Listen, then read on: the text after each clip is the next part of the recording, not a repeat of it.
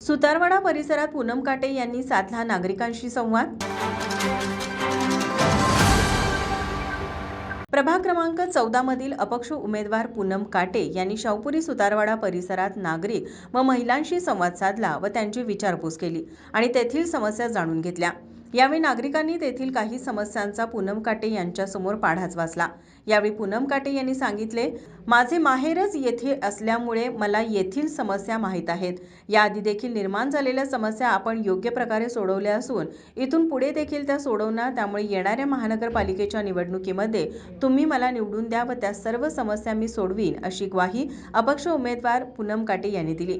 यावेळी सुतारवाडा येथील महिलांनी अपक्ष उमेदवार पूनम काटे यांच्याशी दिलखुलास संवाद साधत नक्कीच तुमच्या पाठीशी असल्याचंही सांगितलं। यावेळी परिसरातील नागरिक, महिला व कार्यकर्ते मोठ्या संख्येने उपस्थित होते।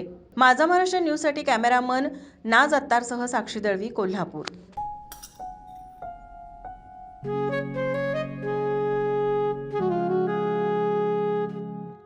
बाबा, आज येताना बासुंदी घेऊन या ना।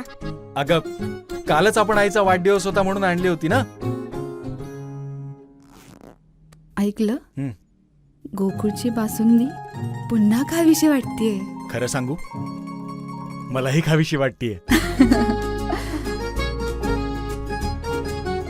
पुन्हा पुन्हा खावीशी वाटणारी गोकुळ बासुंदी।